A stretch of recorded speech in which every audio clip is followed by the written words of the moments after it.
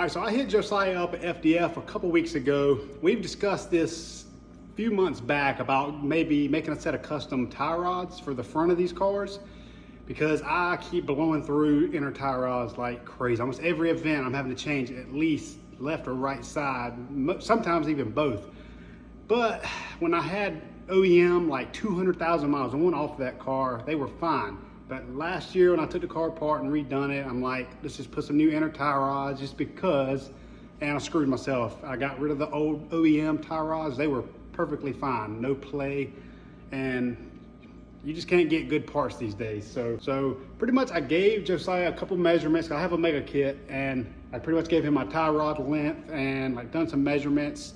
And he sent me a set, and we're gonna see how they work. We're gonna put them on today. We're gonna put the car through its paces this weekend. You'll see that in this video, and give him some feedback. And if everything works out, and he's gonna end up putting these on the market. So let's take a look at them and show you what they come up with.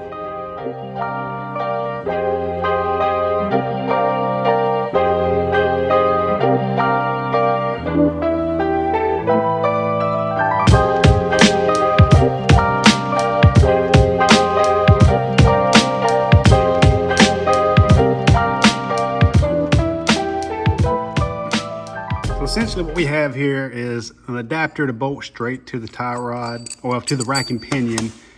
So you'll just put this up to the rack. You got a big Allen bolt here, the right threads. You'll pretty much just bolt this into the rack. I would probably red Loctite it, because honestly, if you ever had to replace anything in this assembly, you wouldn't even need to take this loose, because this thing's pretty beefy. I don't think you're gonna damage this. So we're gonna put this on, probably some red Loctite. And what he's done is machined some little spacer. That's the end that goes to the mega kit. But basically got these little machined spacers that fit right in here. Super nice kit. So the way this is set up, I mean, you can go without the tie rod boot and just get rid of it. A lot of people do that in drifting. But me, I would like to kind of try to keep the tie rod boot. And if you typically put it here where it would normally go, adjusting this isn't going to be as easy, because your boot's going to cover your lock nut or jam nut here.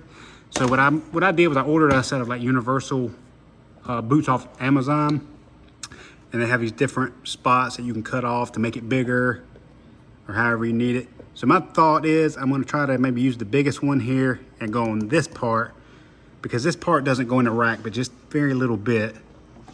So I should be able to actually put the boot on there and keep the dirt out, because I don't want to screw my rack up. Like I say, where I drift, we drift at Rockingham Speedway, and there's a lot of dirt and sand that gets on the track, and you wouldn't believe this sand gets in places you never thought it would. So let's dive in. So what I'm doing right now is I'm trying to determine which way this would be better, because the way it's set up, with it mounted that way, you don't have as much side to side, but you have a lot of up and down. Me having coilovers, I don't think I'm gonna need all that up and down, because the coilover's only gonna let it travel so far. But if I leave it like this, I would like to have it like this so I have all the up and down. But like that, to put it in a knuckle, it gets right there at it. I mean, it's there, but I feel like I have to push it over just a little bit more to get the bolt in, and that puts a little side load on the rack. So I think the move's gonna be like this, and it's gonna allow this thing to just go wherever I want it to. I will just have limited range up and down, which that's still a ton. There's no way it's ever gonna move that much with the coilover. All right, so just like that. Some super nice stuff here. Another thing I was looking at was if it was gonna hit the coilover, plenty of room. Make sure you get this bolt good and tight. I see too many people with stuff coming loose all the time because they don't get stuff tight enough. These snap-on, like tie rod end pliers, they grip like crazy. And you can see here, we got the machine shaft, and here is a spot where you can grab. It doesn't matter if you mar it up or mess it up. It's a good spot to grab to tighten this bolt up good.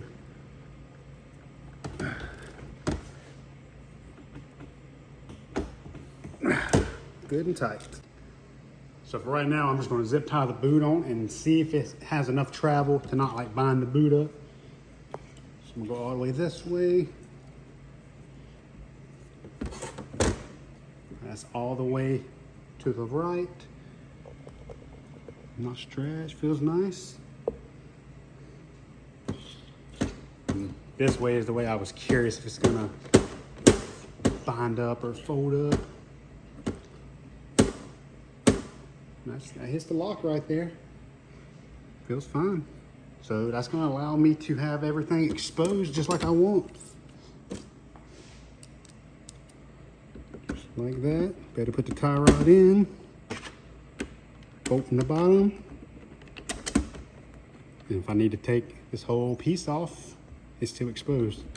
So I'm super happy with that. So as far as the driver's side goes, it does kind of bind the boot up a little bit, which is not going to affect the steering whatsoever. It's a very rubbery boot. It's not like a hard plastic boot like the factory ones. But I don't think it's going to affect it at all. I would rather have that little bit than not have a boot at all.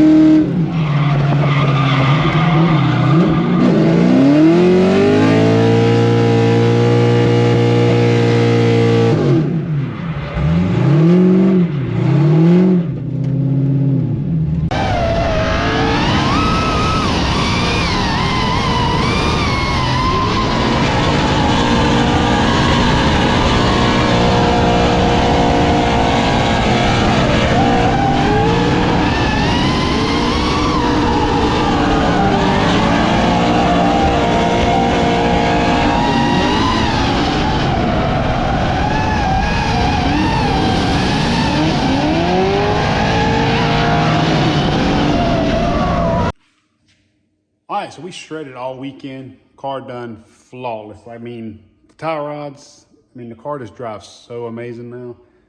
Nothing's come loose. Everything is, good. So it was pretty nice to have a whole drift event and not have tie rods to replace at the end of it. So yeah, I think going forward, FDF will be releasing these pretty soon. I'm gonna give him my feedback on it, and yeah, so. All right, well, that's gonna be it for this one. I appreciate you watching. We'll see you in the next one.